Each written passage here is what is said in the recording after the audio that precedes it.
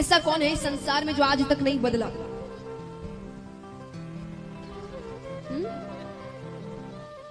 कौन है?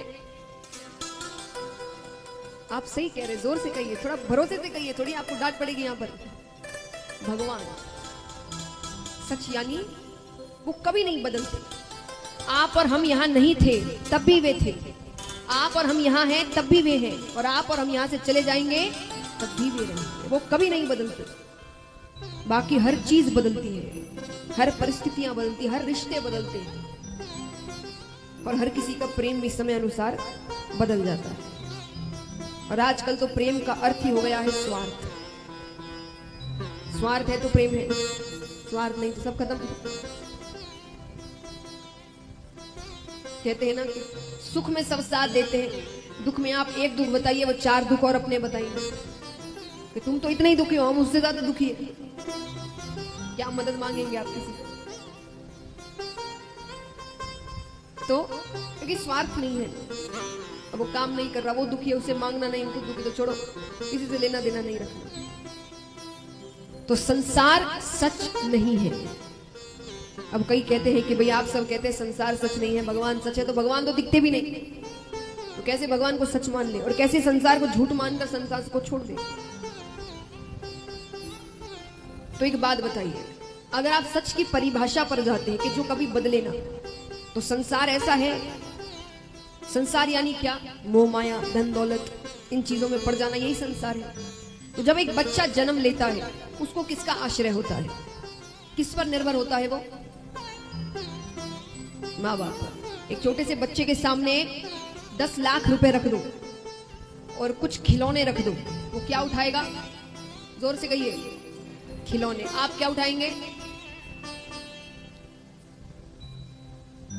बदल गया आश्रय, है ना?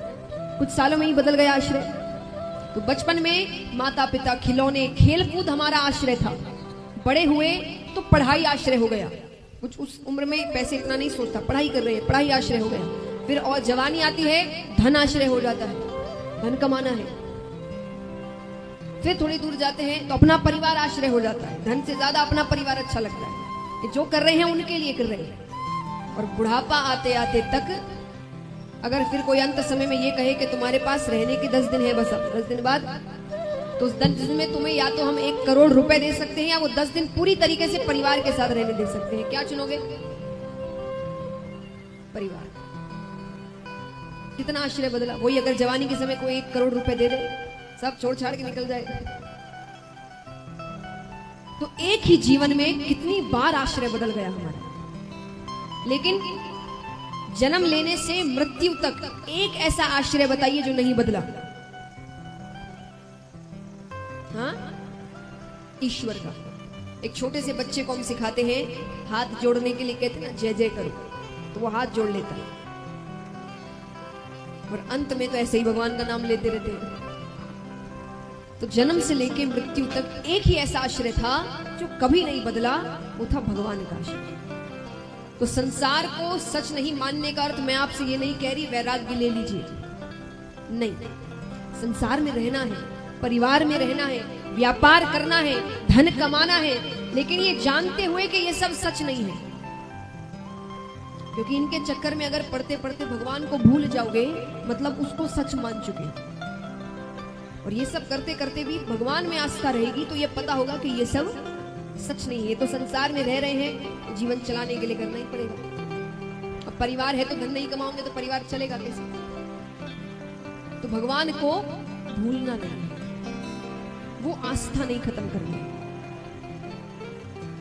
तो सच यानी भगवान, आनंद यानी हम आनंद को बाहर खोजने की कोशिश करते हैं। यहाँ चले जाएंगे तो बड़ा आनंद आ जाएगा, ये सुन लेंगे तो बड़ा आनंद आ जाएगा, वो देख लेंगे तो बड़ा आनंद आ जाएगा, पर ये कुछ समय के आनंद होते हैं। यानी आनंद के लिए हम किसी और पर निर्भर हैं। ऐसा क्यों होता है कि पहाड़ों पर बैठे जो वैरागी है वो सबसे दूर है, फिर भी आनंद नहीं, उन्हें किसी की जरूरत नहीं। क्यों? क्योंकि उन्होंने अपने अंदर के आनंद को पहचाना। उन्हें सुखी रहने के लिए किसी और की जरूरत नहीं है, हमें है। हमने तो अपने दुख सुख का रिमोट किसी और के हाथ में देकर रखा है। और वो मन चाहे जैसे उसका इस्तेमाल करता है। किसी दिन बाहर जाना है, घर से खूब अच्छे से तैयार हुए, नए नए कपड़े पहने हैं, गहने पहने हैं, सजे सवरे हैं, खूब तैयार होकर खुद को कांच में देखकर बड़े प्रसन्न हो रहे हैं, बड़े सुंदर लग रहे हैं। घर से बाहर कदम रखा के पड़ोस वाले ने कह दिया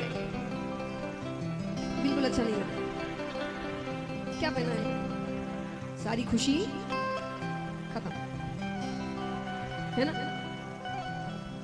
भले ही खुद ने 10 बार खुद को देख लिया है, अच्छा लग रहा है, लेकिन बाहर वाले ने कह दिया अच्छा नहीं लग रहा तो सारी खुशी, और भले ही उसने ध्यान से देखा भी नहीं होगा।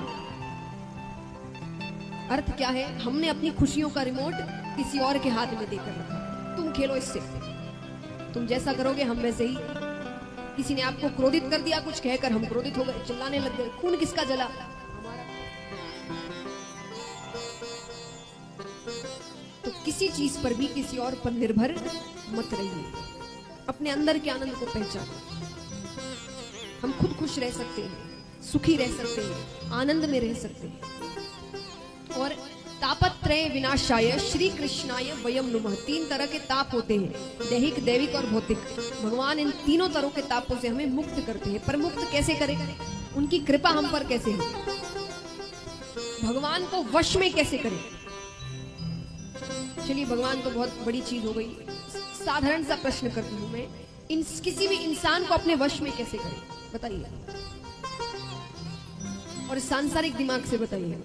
सांसारिक दिमाग यानी जो आप यहां से बाहर निकलकर जो दिमाग का इस्तेमाल करते हैं। कथा में हमारे मन में बड़े अच्छे ख्याल आते हैं, यहां से बाहर निकलते ही सब गायब। यहां बैठेंगे तो सोचेंगे बड़ी शांति से रहना चाहिए, चिल्लाना नहीं चाहिए, यहां से बाहर निकलकर फोन पर चिल्ला रहे होंगे किसी पर। तो यहां वाले दिमाग से मत कहना, सांसारिक दिमाग से कहिए। किसी व्यक्ति को वश में करना है तो कैसे करोगे, कि वो आप जैसा कहे वो वैसा ही करे, कैसे करोगे बताओ। प्यार से, जिंदगी भर प्यार कर सकते हैं, जिंदगी भर आप मुस्कुराते हुए बात करें, कर सकते हो। गुस्सा कभी ना कभी तो आएगा, तब तो वो चला जाएगा। तो प्यार से नहीं, और इसलिए मैंने कहा सांसारिक दिमाग से सोचना। ये प्यार से वाली बात यहां आ रही है, यहां से बाहर निकल के ये ख्याल नहीं आएगा। और बताइए जल्दी,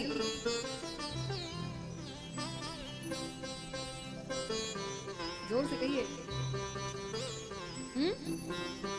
व्यवहार, विश्वास, वश में कैसे हुआ वो व्यक्ति। आपको व्यक्ति को वश में करना है कि आप जैसा कहेंगे वो वैसा करेगा, उसे करना ही पड़ेगा वैसे। पैसे से तो आप वश में हो गए उसके, कि जब तक पैसे दोगे तब तक काम करूंगा, जहां नहीं दिया चलो, तब तो आप वश में हो गए। आपका खर्चा हो रहा है, घर से आपके पैसे जा रहे हैं, उसे तो कुछ नहीं करना पड़ेगा। चलिए अब मैं बताती हूँ। इसलिए मैंने कहा प्रेम, व्यवहार, ये बातें कोई साधारण जीवन में करता नहीं है। अगर किसी व्यक्ति को वश में करना है तो उसकी कोई कमजोरी पकड़ लो, उसकी कोई कमजोरी पकड़ लो, तो जैसा कहोगे वो वैसा करेगा। सही बात है। अब भगवान को वश में करना है तो भगवान की कमजोरी क्या है, वो तो सर्वशक्तिमान है। लेकिन भगवान की भी एक कमजोरी है कि वो भक्त को रोते हुए नहीं देख सकते। भगवान भक्त को कभी रोते हुए नहीं देख सकते। रोना यानी सच्चे दिल से रोना। और ये बात मैं नहीं कह रही है, भगवान कहते हैं। और हर व्यक्ति के लिए, पापी से पापी क्यों ना हो, कि सन्मुख होए जीव मोहे जबहि, कि जीव अगर पापी से पापी भी एक बार मेरे सामने आ जाए और रोकर मुझे पुकारे कि हे नाथ, मुझसे जितनी गलती हुई मैं मानता हूं, पर आज से मैं आपका हूं, आप मुझे शरण में ले लीजिए। कि सन्मुख होए जीव मोहि जबहि, जन्म कोटि अदना सही तबहि, यानी जन्मों जन्मों के करोड़ों पाप मैं उसी वक्त नष्ट कर देता हूं, उसी वक्त जब वो रोकर मेरे सामने। भगवान भक्त का रोना नहीं देख सकते, उन्हें रोकर पुकारो, तब भगवान अपने आप अपनी शरण में लेते हैं। हमारे चैनल को अवश्य सब्सक्राइब करें और नए अपडेट्स सबसे पहले पाने के लिए इस बेल बटन को दबाना न भूलें।